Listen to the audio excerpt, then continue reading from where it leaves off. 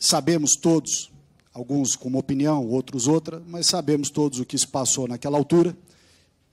Eu queria, da sua opinião, o senhor entende que o episódio de 64, que certamente impulsionou a sua decisão, foi algo positivo ou negativo da história do Brasil? Deputado Ricardo Salles, eu não parei para raciocinar em cima disso. O que me impulsionou na minha carreira, logicamente, foi a minha vocação de querer ser soldado e foi uma necessidade da minha família. Entrar nessa situação, se foi bom ou se foi ruim, o movimento de 64 é polêmico. É polêmico e eu, deputado, se o senhor me respeitar pela minha história, eu não gostaria de entrar nessa seara. Obrigado, deputado. A pergunta tem pertinência, general, pelo fato de que o regime de 64, cuja corporação que o senhor integrou foi talvez a principal precursora ou motivadora daquele movimento, e eu ali pergunto se o senhor é daqueles que a classificam como revolução ou como golpe. Porque a visão daqueles que... Desculpa, isso não tem pertinência. Tem pertinência, não tem pertinência absoluta. A senhora não é advogada de defesa. A senhora não é advogada de defesa de ninguém. Não. A senhora fala na sua vez. Não, deputado. A senhora fala na sua vez. Eu vou falar. Fale na sua vez. O militar tem que responder. Deixa eu só... Atenção, eu vou... Atenção. O senhor entende que 64 foi algo positivo ou negativo para o Brasil dali por diante? A pergunta é simples. Deputado, obrigado pela pergunta, mas eu gostaria de me ater ao requerimento da minha convocação. Obrigado, deputado. Bom,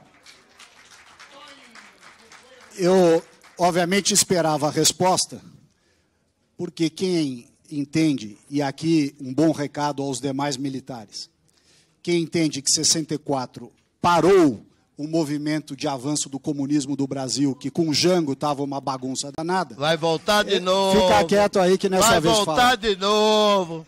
Quem entende que interrompeu, eu acho que os militares...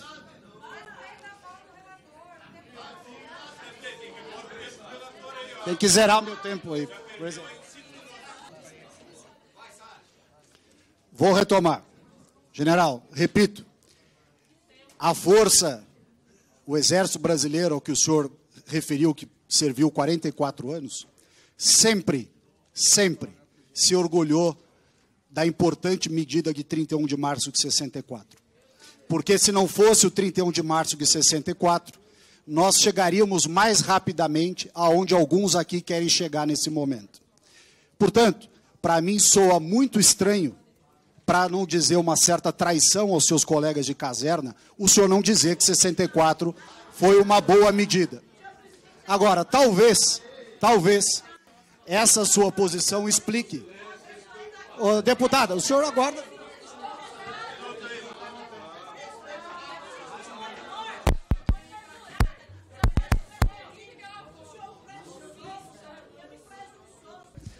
General, vou repetir. A pergunta se justifica para que nós saibamos se, neste horizonte de tempo, de 31 de 64 até hoje, o senhor se situa ao lado daqueles que fizeram a Revolução de 64 ou contra a Revolução de 64. Porque essas ações, não é a vez da senhora falar, essas ações que nós estamos vendo hoje do MST se aliam muito ao que se quis combater em 64. E os militares, seus colegas, até onde eu sei, unanimemente, é a primeira vez que um militar, sobretudo um oficial general de 3 estrelas, não defende a importante ação de 1964. Vou lhe perguntar, novamente, o senhor é a favor ou contra a ação de 64? Última oportunidade, os seus militares, seus colegas, estão assistindo.